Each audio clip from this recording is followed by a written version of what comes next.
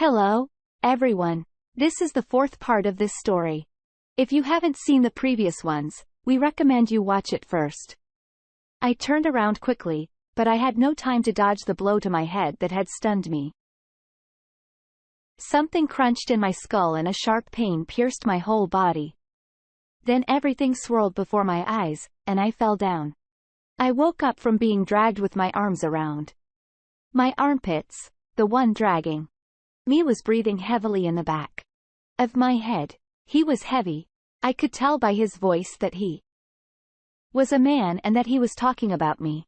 As if through a veil, I realized he wanted to kill me. My reaction was purely instinctive. With a sharp jerk, I twisted around and grabbed my opponent.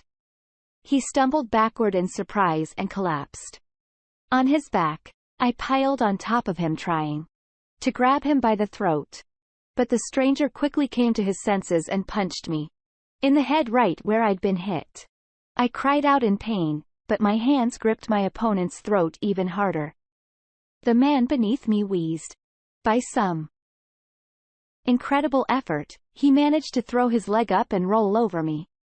We rolled toward the lake and plunged into the still unfrozen strip of water near the shore. Falling down, my opponent had managed to get above me and was now trying to strangle me. I clenched my fists and punched the man in the ears from both sides. My opponent was distracted for a moment and loosened his grip at that moment. I fumbled for the knife on his belt. I plucked it from its sheath and stabbed the man several times under the ribs. He opened his mouth wide in pain and slowly crawled to his side. I crawled ashore, spitting up and gulping greedily for air. The man was no longer moving.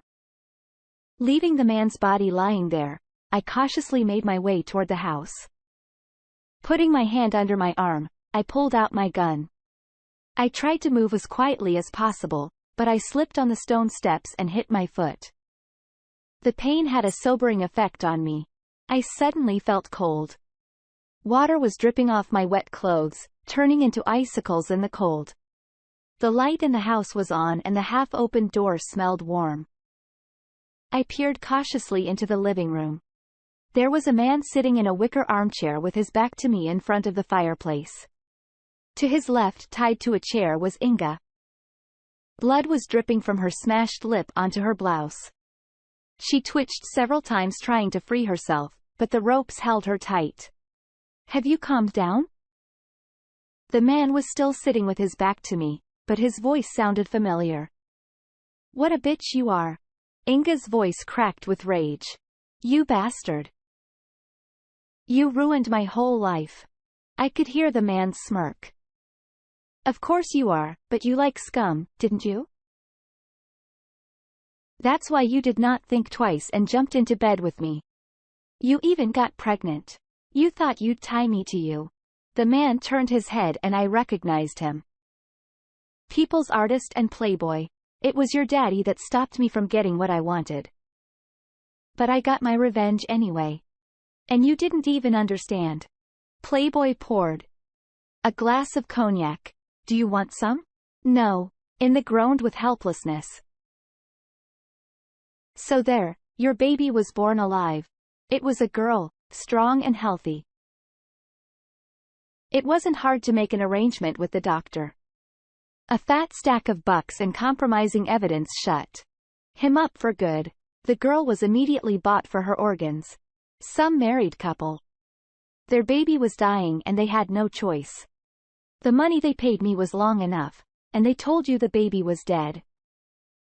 They even gave you a certificate. No. No. You're lying. Inga tried to free herself from the ropes. I've never seen a man scream like that. You don't have to believe it if you don't want to. I told you this because you're doomed. We already finished your lover, and soon you'll join him.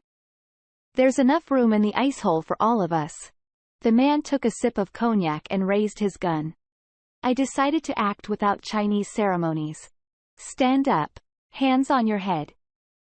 "The police are working," I yelled in the voice of a drunken nun, commissioned officer standing in front of the recruits. From surprise, The playboy jumped out of his chair, knocked over the bottle of cognac on the table and stared dazedly at me and the gun pointed at him. "Hands behind your head, turn around." I kept yelling like a man on fire. The man obediently raised his hands and turned his back to me. I quickly stepped into the room and hit him on the back of the head with the pistol grip. Yes, Mao T.S. Eaton was right. The rifle gives birth to power. And although I am holding a pistol instead of a rifle, it doesn't change much the essence of the old Chinese communists' winged expression. I untied Inger. She looked at me with dazed eyes, not knowing where she was. Yes. After such a man could go crazy, and here a woman and even a mother. I forcibly poured some brandy into her mouth and laid her on the couch, covering her with my jacket. I sat the playboy's flaxed body in an armchair and tied his hands to the armrests. Then I undressed and hung my clothes on the chair in front of the fireplace, letting them dry for a while.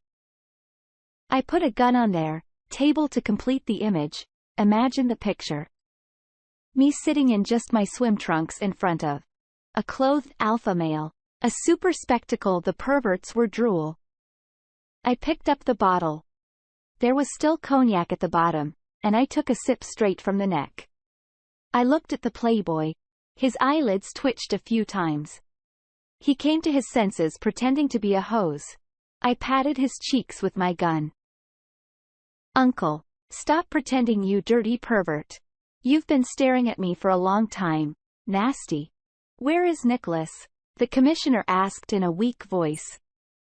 "Aren't you attracted to my pumped-up body?" I openly mocked him. "Your Nicholas is dead." I threw him a sure so as not to disturb his decomposition. I took another sip of cognac. "Did you kill him?" "I did. Shouldn't I have?"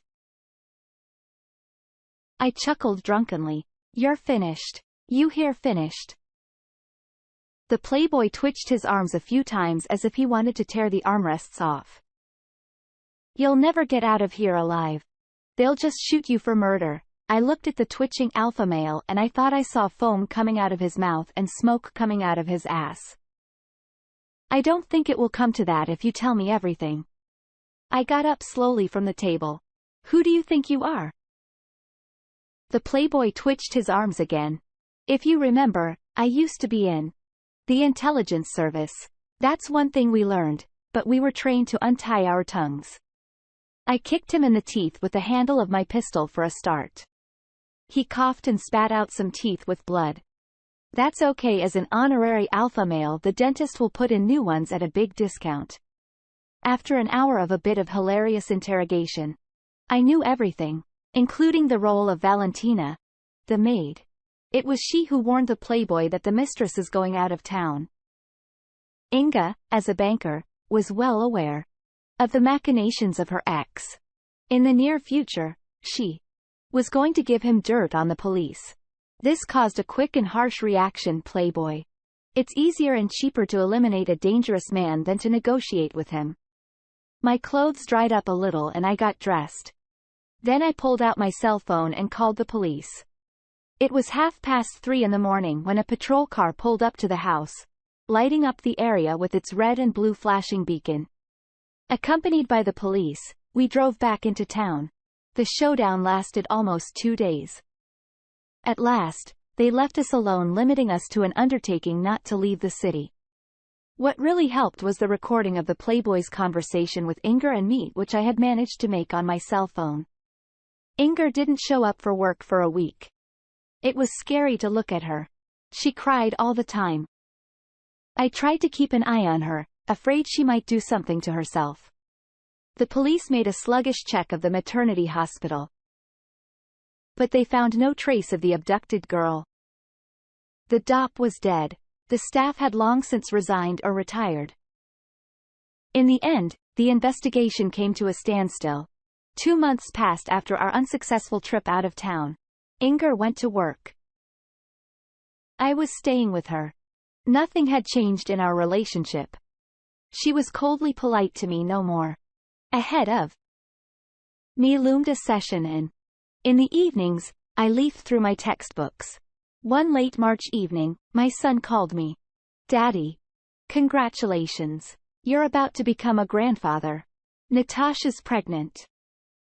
I couldn't hide my joy. Yes, Daddy, 4 months pregnant. And you didn't say anything until now. I was afraid of jinxing you. Did you call your mother? The son was silent, only a sniffle in the tube. Call your mother. She has always loved you, maybe even more than me. I remembered Inger's tragedy. Listen to me, call my son. More? I don't think so. All right, I will. A week later, called and said that he was going to come visit. I asked the landlady for 3 days off to be with my son and daughter-in-law. And where are they going to stay? Asked me India the next day.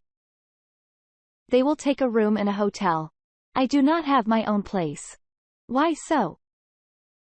Michelle did not leave. What a miser. Inger teased me. I didn't say anything. Invite them to my place.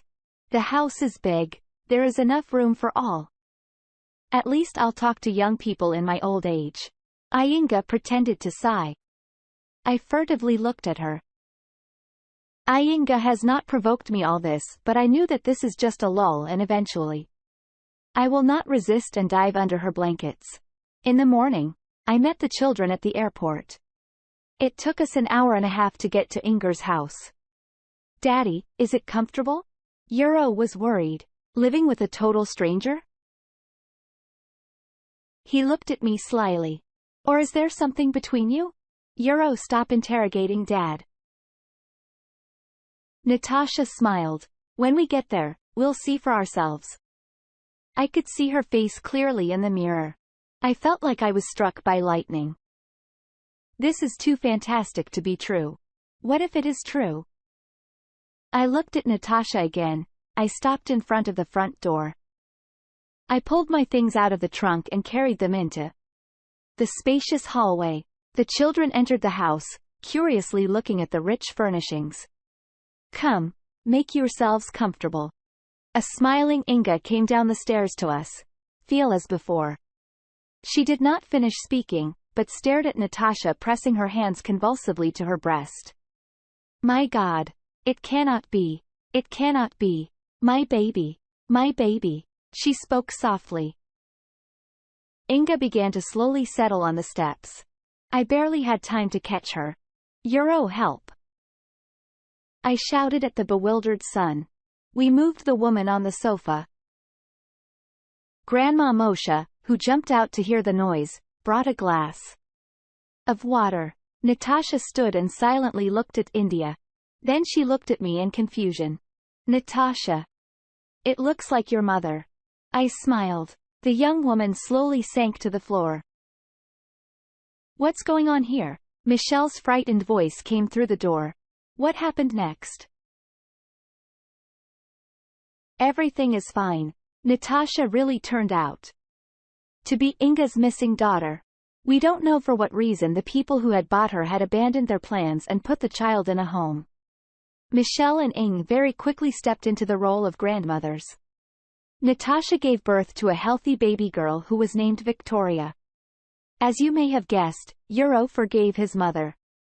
He and Natasha moved in with Inger, and the previously dull house was filled with the babbling of an infant. Michelle left Shamsky after a month and took my last name. Perhaps she still hoped for something. Inger didn't give up hope either. Only I did not know all this, but to tell you the truth, and did not want to know. The fast train was carrying me to the northeast of a vast country with the rattle of the train wheels. The May sun was slowly rising over the horizon. The blossoming rowan tree smelled refreshingly spicy. Mountain ash blossoms a little later here than in the middle belt. Petals of bird cherry blossoms slowly swirled in the transparent air. I walked on the spring ground. A warm breeze gently swayed the grass. Juicy aspens and young birches were basking in the gentle rays of the morning sun. I deeply inhaled the fragrance of the flowers. At last, I was free. It was morning.